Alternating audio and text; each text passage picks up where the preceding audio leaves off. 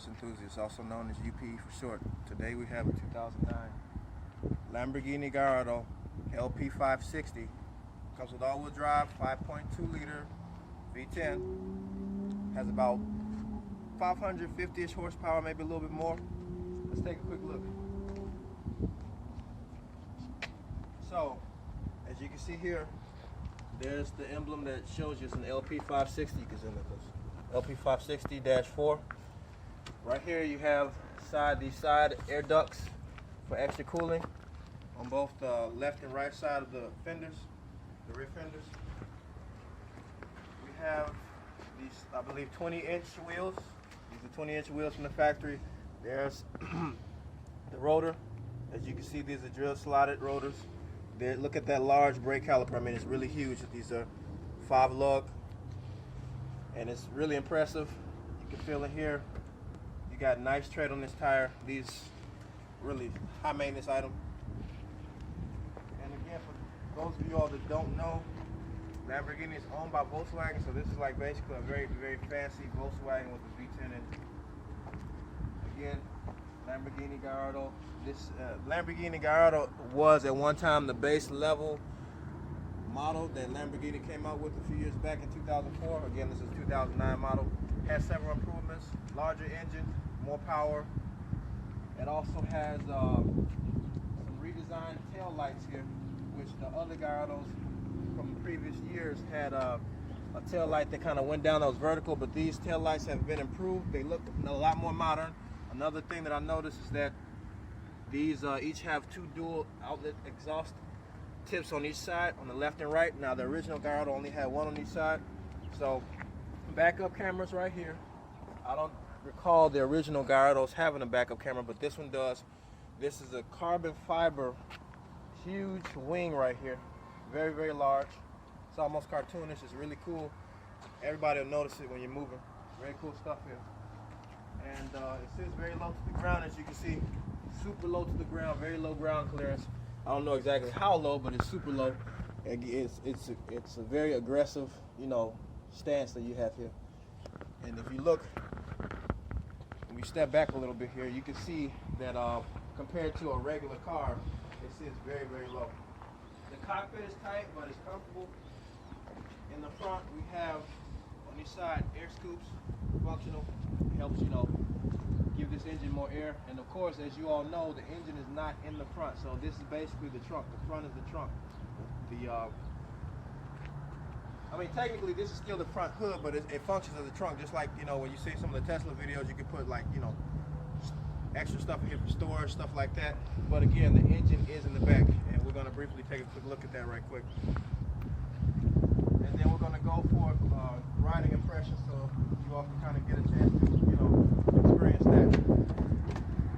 So you have to go push the button in the cockpit in order to lift this up. This is your 5.2 V10 engine right here. Huge air box. This is where your oil goes. I guess this is a tie-in for oil. It's oleo. That's interesting. Power steering fluid goes here. You can see here is the exhaust system. This is a very huge muffler. It's a very, very high-grade metal here that was used to make this.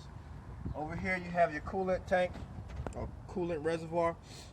And again, it's this Italian style of engine layout that makes all of these exotics very famous from Ferraris. Like if you look at the Ferrari 488 GTB quick video that I did, it's a very similar setup. This is what Italian, or not just Italian, but European exotic cars are known for. This mid-engine, or I don't know why they call it mid-engine, but really, well, I guess rear engine would come all the way out here, but yeah, technically this is like a mid-engine setup, and that's pretty much it. The gas tank is right up here, and you can see more aggressive air scoops right here. So everywhere you look, you got air scoop, air scoop, air scoops, air scoops. Everywhere you go, air scoops. So now we're gonna go ahead and get in real quick and look at the interior and just see how this goes. So again, the Gallardo doesn't have the famous scissor doors or wing doors, but it doesn't matter because it's still pretty cool. So if you look in here, here's your I believe a 6-inch display if you look here, these are your different buttons for, you know, like letting the window down. This is the gas release. This is your hazard.